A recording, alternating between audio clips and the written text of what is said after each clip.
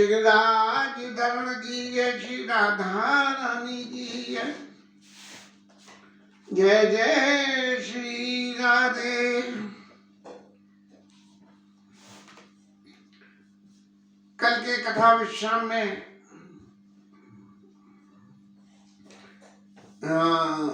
राक्षसों का विनाश भगवान ने कर दिया और सुपर्णखा की नाक कट गई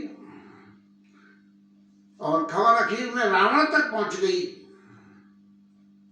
और जहां सुपर्णखा ने रावण से ये कहा, समझ पड़े मुझे उनके करनी, रहित निशाचर करिए धरनी। जीवन में कोई व्यक्ति हमारे लिए कितना भी अपशकुन हो, हमारे लिए कितना भी खराब हो, फिर भी जीवन में कुछ न कुछ एक ऐसा काम कर देता है कि वो हमेशा के लिए एक उदाहरण बन जाता है। अब सुपर्णखा ने जब रावण से जाके ये कही कि खरदूषण तीसरा को मार दिया गया और राजा दशरथ के पुत्र हैं और बड़े तेजस्वी हैं, बलवान हैं, धनुर्धारी हैं और उनके संग में एक सुकुमारी स्त्री भी है। अब रावण को तो चैत्र गोस्वामी जी महाराज ने लिखा कि जीत बड़ी निज बाहुबल बहुत सुंदर वर्णार। अब जब उसमें स्त्री शब्द को रावण के संग में सुना तो उसके तो चित्त में ये क्या हुआ होगा, ये तो वो जाने। लेकिन सुपर्णखा ने एक बात और कहा, और सुपर्णखा ने ये कहा कि समझ पड़े मोई उनके करनी, रहित निशाचर करिए धरनी। बोले एक तो तिनके संग नारी के श्यामा और एक जो रहित निशाचर करिए धरनी। तो ये रावण की दोनों वीकनेस हो गई। रावण चाहता था कि एक छत्र राज्य तो बोले तेरे राज्य में भी डंक लग गया है और तेरे रहते हुए दूसरा आदमी जो है सुकुमारी स्त्री उसके संग है, तेरे संग नहीं है। बस इन्हीं बातों से रावण ने जब चित्त में विचार करा तब उसके चित्त में एक ही विचार आई और उस विचार में रावण ने अपने मन में ये कहा कि सुन रंजन भंजन बारा जो हरि जो भगवंत दीन अवतारा तो मैं जाई वेद हट करूं और प्रभु सर तजे प्राण भव तरऊं। यदि भगवान ने ये अवतार लिया है तो मैं उनके बाणों से मर के और संसार सागर से पार हो जाऊंगा। अब एक विचार करें कि रावण जैसा व्यक्ति इतना प्रकांड पंडित होने के बावजूद भी इस तरह के कर्म, लेकिन ये तो शास्त्रों में अच्छी तरह से लिखा हुआ है कि गलत काम चाहे जो भी करोगे, जब भी करोगे, उसका गलत परिणाम कभी न कभी आपके जीवन में सामने आएगा। इसलिए ब्राह्मण रहते हुए भी, बलशाली होते हुए भी, पंडित होते हुए भी, सब कुछ गुण होते हुए भी उसके अवगुणों की वजह से, मदिरा पान की वजह से चित्त में ऐसा भ्रम पैदा हो गया। लेकिन उस सोए हुए भ्रम को सुपर्णखा जैसी शास्त्रों ये मैंने कथा में वक्ताओं से सुना है कि सुपर्णखा का चरित्र तो बड़ा विविध था कि जिसने शायद अपने पति की भी हत्या कर दी थी। रावण उसको प्रोटेक्शन देता था, ऋषि मुनियों को मार के खा जाती थी। इस तरह का गलत व्यक्ति का आसन भी जब उसने ये आगे कहा कि समझ पड़े मोई उनके करनी, रहित निशाचर करिए धरनी, तभी रावण का विवेक जागृत हो गया और उसने कहा तो मैं जाई वेद हट करूं, प्रभु सर तजे प्राण भव तरऊं, और मैं संसार सागर से पढ़ रहा और जो नर रूप भूप सुत को, यदि राजा के बच्चे हैं तब मैं क्या करूंगा, कर है हरिया नार जीत दो, उन दोनों को जीत के उनकी स्त्री का अपहरण कर लूंगा। ये तो कल की कथा में रही। आगे चले। अब प्रभु के चरित्र की आगे की लीला ये है कि भगवान ने नाक कान काट के माता के संबंध तो भेज दिया, रावण खरदूषण को मार के और सुपर्णखा के नाक काट काट के रावण को संबंध भेज दिया कि रावण महाराज आप हमारी अदालत में आ जाइए और यदि आप नहीं आओगे तो आपका हाल जो है खरदूषण तीसरा का सा हो जाएगा। लेकिन इस बीच में इस लीला को पैदा करने के लिए क्या करा कि लक्ष्मण लक्ष्मण गए बनई जब लीन कंद फल मूल जनक सुतासन बोले जनक सुतासन बोले नहीं बोलोगे जनक सुतासन बोले बेहस कबा लक्ष्मण गए बनई जब लेन कंद फल मूल कंद लिए मूल फल कंद जनक सतासन बोले बेहस कबा सुख कंद। अभी लक्ष्मण जी को भी ये बात पता नहीं लगने दी गई ये लीला क्या हो रही है। एक व्यवहारिक जगत की बातों में देखें, लक्ष्मण जी भगवान के इतने चरण सेवक हैं कि राम जी अपने मन की सभी बातों को लक्ष्मण जी से कह देते हैं। पुष्प वाटिका में जिस वक्त सीता मैया पधारी है और राम जी ने कंकन किंकिनी नूपुर धुन सुनी कहत लखन सन राम हृदय गुनी। लक्ष्मण जी से क्या बात कह रहे हैं कि मानहु मदन दुंदुभी दीनी और मनुष्य विश्व विजय कहती कामदेव ने ऐसा कर दिया कि सारे संसार को जीत देगा। और इशारे में क्या कहा कि सारे संसार में चूंकि मैं इस वक्त लीला स्वरूप में हूँ इसलिए उसने मेरे मन को भी जीत दिया। तब जब ऐसी परिस्थिति में अपने मन की बात को इस तरह से भगवान लक्ष्मण जी के सामने कह सकते हैं, तब लक्ष्मण जी जब वन में कंद फल फूल मूल लेने गए उस वक्त सीता जी के अंतरंग की जो लीला उन्होंने सीता जी के संग कहा, ये विवरण लक्ष्मण जी के पीछे से क्यों कहा। लक्ष्मण जी का चरित्र प्रभु के लिए इतना बंदौ लक्ष्मण पद जल जाता और शीतल सुभग भगत सो दाता और रघुपति कीरति विमल पताका और दंड समान भयउ जिसिया का। भगवान राम की कीर्ति रूपी झंडे के लिए डंडे के समान है राम जी लक्ष्मण जी महाराज। अब लक्ष्मण जी के सामने प्रभु ये प्रस्ताव रखे कि भैया रावण को मारना है तो क्या करना चाहिए। जब रावण को मारने के लिए क्या करना चाहिए तो लक्ष्मण जी महाराज क्या कहेंगे। लक्ष्मण जी महाराज तो एक ही बात कहेंगे कि प्रभु आप जो स्कीम बना रहे हो ये स्कीम मेरे तो समझ में नहीं आती कि माता जी का आहरण कराओ, अशोक वाटिका में जाके रहे और इतनी विपत्ति सहे और इतनी विपत्ति सहने के बाद में आप उसे मारो।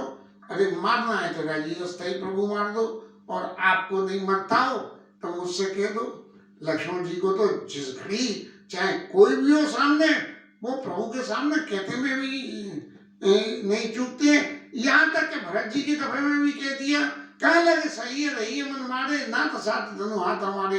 हाँ ना भरत जी ने हमें ही भरत हमें उपचार न थोड़ा ऐसा ऐसी बातें प्रभु के सामने कह दी। और कुटिल कुबंध को अवसर ताकि जान राम बनवास कारी एक कीन नहीं भरत बनाई निद्रे राम जान असहाई। राम जी को अकेला समझ के भरत जी महाराज वन में सेना को लेके आ गए हैं कि इनको मार के और कंटक राज्य में कर लूंगा। तो ये उन्होंने भला नहीं करा क्योंकि निद्रे राम जान असहाई। ये राम जी असहाय नहीं है। राम जी के समय लक्ष्मण जी जैसा चरित्र है। तो लक्ष्मण जी महाराज तो एक मिनट में प्रभु से कह देते लीला की क्या जरूरत है महाराज आप यहीं बैठो और मैं जाके रावण को ठिकाने लगा के आ जाता हूँ, काम सवरा हो जाएगा। लेकिन भगवान की फिर लीला का क्षेत्र प्रकाशमान कैसे हो। भगवान के क्षेत्र को प्रकाशमान होने के लिए ये वाता गोस्वामी जी महाराज ने खुद दिया, सोई जस गाय भगत भक्त चढ़ई कृपा सिंधु जन हित तन धरई। महादेव बाबा ने कही कि भगवान जो लीला करते हैं उसको गा गा के उस लीला को सोई जस गाय भगत भक्त संसार सागर से लोग तर जाते हैं, इसलिए भगवान ये सब लीला करते हैं। बाकी भगवान को तो ऊपर बैठे बैठे रावण को मारने में कुछ भी समय नहीं लग सकता है। इसलिए जब सीता मैया लक्ष्मण जी वन में कंदमूल फल लेने गए, तब सीता मैया से कही, ये क्या कही कि सुन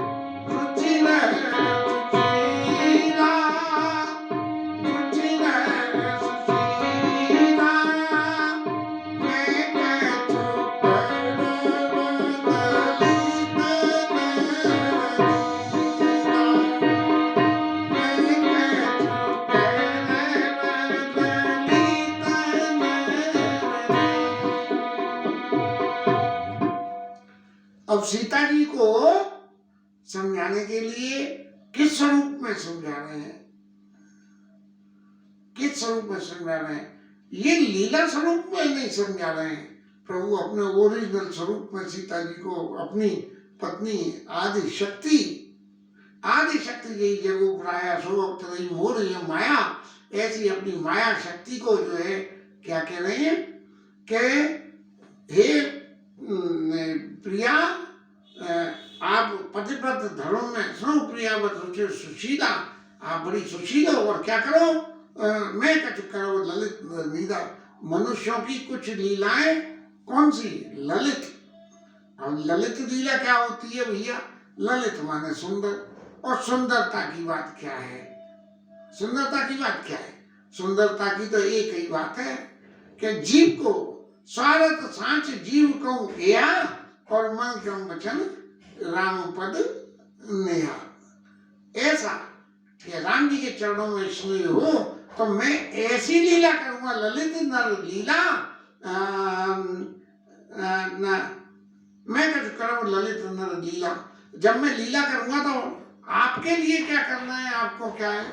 क्योंकि आप तो मेरी आदि शक्ति हो, आप साक्षात प्रत्यक्ष माया हो, तो तुम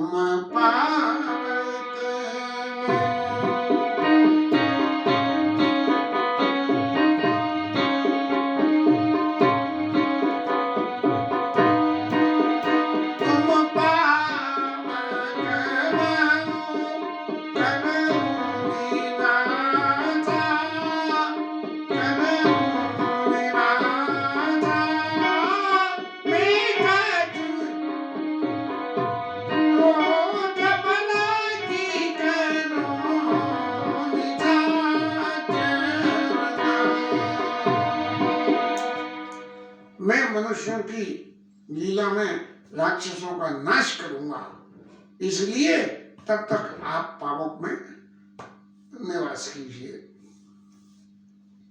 अब शक्ति को भगवान जब ये आदेश दे रहे हैं कि तुम पावक में करो निवासा, जब लगी करो निशाचर नासा, तो प्रभु जब शक्ति है तो शक्ति के पास तो अपना भी तो कुछ होगा साधन, और जब शक्ति के पास अपना भी साधन होगा तो प्रभु को ये सीता जी के लिए ये आदेश करने की जरूरत क्यों पड़ रही है? वो जरूरत इसलिए पड़ रही है कि जो बात लक्ष्मण जी के संग में लागू होती है वही बात सीता जी के संग में भी लागू हो जाती है। कि सीता मैया भी कह सकती है कि प्रभु का इतना जो है तकलीफ लेते हो, मुझे आदेश करो कि रावण का नाश कर दो तो मैं रावण का नाश कर दूंगा। यद्यपि शास्त्रों में कथाओं में रामलीला में तो हमने बचपन में देखा था कि धनुष यज्ञ में से जिस वक्त मैं दानव और नहीं मैं दानव काय को बाणासुर रावण बाणासुर आई, देखी लोग अतिशय भय खाए, अब जो रावण और बाणासुर महाराज बिना बुलाए ही चले आए। उन्होंने कहा इनके आगे राजाओं की हमारी किसी की क्या चलेगी, तो धनुष तोड़ के सीता जी को ले जाएंगे। ऐसी सी बात लोगों के मन में ये भ्रम होने लगी, और हम तो ये चाह रहे हैं कि सीता जी राम जी का विवाह हो, तो ये कैसे होगा। अब बाणासुर ने देखा कि जी रावण महाराज तो मुझसे भी ज्यादा बली है, मैंने हरण कर लिया तो ये मुझसे छीन के ले जाएंगे। तो बाणासुर महाराज वहां से चले गए और जाके उन्होंने एक आकाशवाणी कर दी कि तेरी पुत्री कौन, क्या नाम है उसका पुत्री का, तेरी पुत्री कौन सी नदी को वो जो है मैदाना हरण करके ले जा रहा है। अब मैदाना हरण करके कौन के लिए ले जा रहा होगा, बोले वो तो रावण के लिए ही ले जा रहा है। तो बोले राम, क्योंकि मैं तनया मंदोदरी नामा परम सुंदरी नार नामा, मंदोदरी जो है मैदाना की पुत्री थी। अब मैदाना हरण करके ले जा रहा है, तो फिर ले जाके रावण को दे देगा कि ले रावण तेरे लिए एक और ले आया मैं। तो जब ये स्थिति बन जाएगी तो रावण मेरा संधि बन जाएगा। और दुर्गुणों में तो सबसे बड़ी बात है कि कोई आदमी हमसे जरा भी आगे बढ़ता हमें दिख जाए तो दुर्गुणों में फिर आदमी पे बर्दाश्त नहीं होता है। सद्गुणों में तो आगे बढ़ता दिख के थोड़ा सा चित्त में शंका पैदा होती है, लेकिन दुर्गुण जो है जीव को एक्शन में ले जाते हैं। तो वहां जो है रावण महाराज चले गए धनुष्य में से, और ये घोषणा करते हुए चले गए कि सीता, मैं तुम्हें एक बार अपनी लंका के दर्शन जरूर कराऊंगा। और एक किसी कथा में ये भी है कि सीता जी कौन सी वो थी पुत्री थी और तब कर रही थी, रावण ने परेशान करा के चलो मेरे संग। तो उन्होंने बहुत कही, तो उन्होंने कही आऊंगी तेरे घर में आऊंगी, लेकिन तेरा ही जो है सत्यानाश करा के जाऊंगी। ऐसी सी कथा जो वहां, तो उन कथाओं के रेफरेंस को यदि हम इससे जोड़ दें तो सीता मैया बिल्कुल कह सकती हैं कि प्रभु काय इतना यत्न करते हो, मैं हवाल उसका सत्यानाश कर देती हूँ। इसलिए प्रभु ने कही कि तुम पावक महो करो दिवासा। पावक का प्रोटेक्शन क्या होता है? यदि मान लीजिए किसी तरह से कोई ऐसी स्थिति बन जाती है कि जिस स्थिति में रावण अपने आप को बलशाली साबित करने का प्रयास करे और कहीं किसी स्थिति तक सफल हो जाए, और सफल होके और राम जी से आके कहे हे राजीस्ता प्रभु देते हो कि नहीं देते हो, नहीं मैं लेके जा रहा हूँ जबरदस्ती। जैसे वहां तो अकेले में ले गया था, अब सामने सामने ले जाने का प्रयास करे। लेकिन पावक का क्या खेल है? पावक का खेल ये है कि पावक में यदि निवास करेंगे तो पावक में जाने से पहले कान पावक जार से कान सबुद समाये, और कान करे अबला प्रबल कई ये काल न खाई। ऐसे ये सब निश्चित बातें हैं और इनको कोई नहीं टाल सकता कि आग जलाए बिना चाहे कुछ भी हो किसी को भी नहीं छोड़ सकती है। इसलिए सीता जी के ऊपर, माया शक्ति के ऊपर में, लीला स्वरूप में कोई भी आंच नहीं आवे। तो तुम पावक करो निवासा, जब लगे करो निशाचर नासा। जब तक राक्षसों का नाश करूं तो देवी आप जो है पावक में निवास कर लो। जब ही राम सब कहा बखानी, प्रभु पद ही यदि अनल समानी। सीता मैया ने आग में प्रवेश कर दिया, चली। अब वहां तो चली तो गई, लेकिन अब जब मैं यहाँ से गायब हो गई भगवान ने कही, तो लक्ष्मण जी पूछेंगे, फिर बात वहीं की वहीं आ गई कि प्रभु काहे इतनी लीला कर रहे हो, हैं? और रावण महाराज कहीं आगे के, जैसे खरदूषण तिस्सा ने कहा था क्या तुमने अपनी स्त्री को कहाँ छुपाया है, तुरंत दे दो, नहीं तो तुम्हें जो है उसका दंड भुगतना पड़ेगा।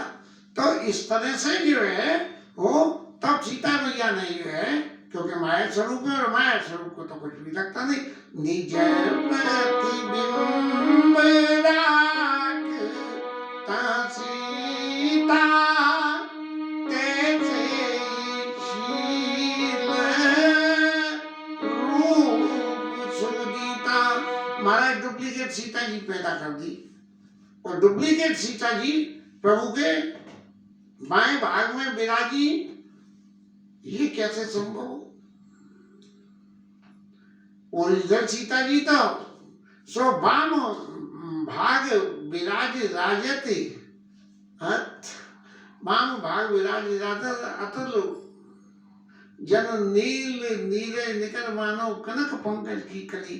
राम जी के बाएं भाग में सिंहासन पर सीता मैया उत्तर कांड में राजगद्दी के बाद में विराज से नीले कमल के बगल में कनक पंकज की कली, कोई स्वर्ण का कमल एक नीले कमल के बगल में रख दिया जाए, वो जो शोभा बनेगी, वो शोभा राज सिंहासन पर अयोध्या में सिंहासनारूढ़ होने के बाद राम जी और सीता जी की जो छोटी वर्णन हो रही है। अब इसका एक उदाहरण और आ जाता है कि आजकल ज्वेलरी शॉप में वो जो वस्त्र लगाते हैं जिसको ज्वेलरी पहनाई जाती है उसे काला कर देते हैं कि ज्वेलरी चमके। तो ये तो आज की आर्ट है, लेकिन हो सके किसी कलाकार ने रामायण में दे दिया मानो कनक पंकज की कली, कि बिल्कुल ऐसे कि कोई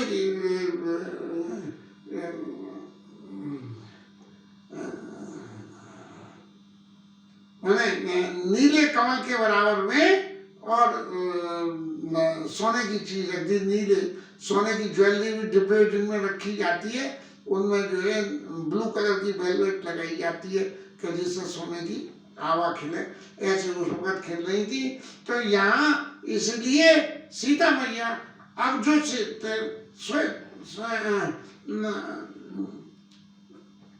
मेरी प्रतिबंध में राख तीसा सीता और तैसे ही शील रूप सुविनीता, वहां अपना प्रतिबिंब रख दिया। इस प्रतिबिंब को प्रभु के वाम भाग में नहीं रखा गया। गोस्वामी जी ने यद्यपि नहीं लिखा, लेकिन आज प्रभु प्रेरणा से अपने मन की बात कहता हूं कि वहां सीता मैया का सा प्रतिबिंब रख दिया। क्यों? कि जिस वक्त राजगद्दी में सो राम बाम विराज राजते अतुल तन शोभावती, हाँ यही तो है, ये समय वो जो राम जी के वाम भाग में विराजने का जो अधिकार था वो तो ओरिजिनल सीता जी को था, लेकिन ये सीता जी का प्रतिबिंब था। इसलिए इसके बाद शायद रामायण के प्रसंग में कहीं ऐसा नहीं है कि वो सीता जी वाम भाग में विराजी, क्यों वाम भाग में विराजी तभी जब रावण के वध होने के बाद लंका से लौट के आई हैं। अब यहाँ से इसके बाद में तो रावण महाराज ले गए, और ले गए तो गए, सीता मैया चली गई, और फिर जब लौट के आए तब जो है अग्नि परीक्षा होकर वाम भाग में विराजमान हो गई। और लक्ष्मण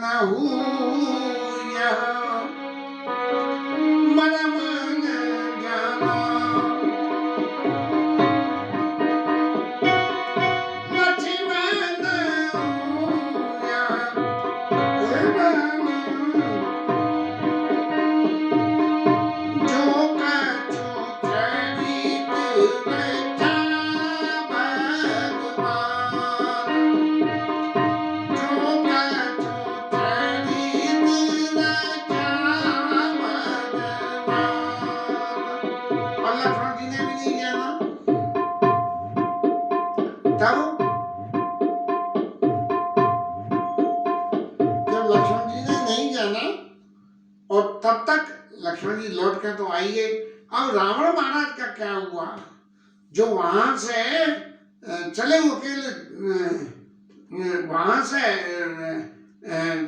शूर्पणखा की बात सुन के और अपने कहना चाहिए अपनी घबराहट में अकेला ही वहां से जो है चल दिया कि भगवान ने अगर जन्म ले लिया तो फिर तो मुझे मारेंगे, मुझे मरना पड़ेगा। और संसारी व्यक्ति तो कभी कोई मरना चाहता है, चाहे कितनी तकलीफ हो। हम कहते समय कि हे भगवान इससे अच्छा तो मौत दे दे, लेकिन भगवान कह दे के लेते मौत जी रही तो बस वो कह देगा हे प्रभु ऐसा क्यों कर रहे हो, मैं तो नाटक कर रहा था। तो इस तरह से रावण घबराता हुआ जो है, और 10 लोग गए जहाँ मारीच उसका मामा होता था, तो वहां चला गया। और नाई मात स्वागत नीचा, मामा को उसके भांजे ने प्रणाम किया और किस लिए प्रणाम किया कि उसको अपना स्वार्थ सिद्ध करना था। तो उस पर गोस्वामी जी ने लिख दिया कि रावण नीच है कि नवन नीच कहते दुखदाई, और जिम अंकुश धन उरग बिलाई, कि नीच का नवना बड़ा दुखदाई होता है।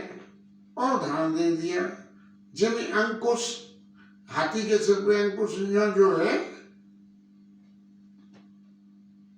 लगाया जाता है तो हाथी सीधा चलता है, और धनुष जब यूं नवता है तो किसी को मारने के लिए, जिनमें अंकुश धनु, और उरग, उरग माने ये गरुड़ महाराज, ये चील कौआ, ये ऊपर से उड़ते हुए आएंगे, न्यो झपट्टा मार के दे जाएंगे। जिनमें अंकुश धनु, उरग, और बिलाई बिल्ली, बिल्ली जब न्यो बैठती है तो चूहे को पकड़ने के लिए जाती है। नवन नीच किया तो दुखदाई, अत्यंत दुखदाई होती है। चूहे के लिए बिल्ली दुखदाई है, चिड़िया उनके लिए और मांसाहार दुखदाई है। ऐसे ही जो धनुष है। और भयदायक कल के प्रिय पानी, दुष्ट आदमी की वाणी, क्योंकि दुष्ट आदमी क्या बोलता है, दुष्टा की बातें बोलता है, ऐसा करो नहीं तो ये करो तो मैं ये कर दूंगा, मैं ये कर दूंगा, तो भय देने वाली बात होती है। और जिमी अकाल के कुसुम भवानी, अकाल में जो है जैसे कुसुम फल फूल पैदा हो जाते हैं, कोई ऐसे जो गैर फसल में पैदा होते हैं, तो कहते हैं ये बड़ा विपरीत हो रहा है, ये नहीं होना चाहिए, ऐसे उनसे कोई उत्पात होने की आशंका हो। लेकिन ये नीच रावण मारीच, जिसको भगवान ने इनके विश्वामित्र जी के साथ में दर्शन किए थे, और एक बिनफल बाल राम ते मारा, और सतयोजन का सागर पारा। हाँ, 7 योजन समुद्र को पार करके, और जो है वहां जाके गिर गया, तो उसने तो प्रत्यक्ष दर्शन कर दिए थे, तो उसके लिए तो भगवान राम भगवान ही थे। तो ये जो है मारीच, और उसको जाके रावण महाराज जो है प्रणाम कर रहे हैं कि मामा राम राम राधे राधे, और तुमने कही अरे ये तो बड़ा कोई कलेश करता, भयदायक कल के प्रियवानी, युवे काल के कुसुमवानी, कर पूजा मारीच तब। अब मामा मारीच ने जो है उनकी रावण महाराज की पूजा गई। रामलीला में एक हुआ करता था, बात तो खैर वहां की है। जय रावण देवा प्रभु जय रावण देवा, आधी रात को आए प्राणन के देवा। जय रावण देवा, हम तो बच्चे थे तो ये बातें तो हमें बचपन की खूब याद हो गई। मतलब की बात तो याद ना हुई कि क्या थी, वो तो 70 साल बाद आई मतलब की बात तो, लेकिन आधी रात को आई प्राणन के लेवा, ये बात हमें आज भी याद है। करे पूजा मारीच तब, हंस पूछी कुछ बात कवन, हेतु मन व्यग्रति अक्सर आए मुताक। प्रभु कैसे ये अचानक आ गए आप, और क्या कारण क्या है आपके आने का यहाँ। और ऐसा कह के रावण महाराज के चेहरे की जो स्थिति थी उसको प्रत्यक्ष रूप से मारीच मामा ने खूब अच्छी तरह से समझ लिया, और समझ के हमको उपदेश भी करा, जिसकी कथा को आगे लेंगे। तब तक विश्राम, हरि नाम कीर्तन।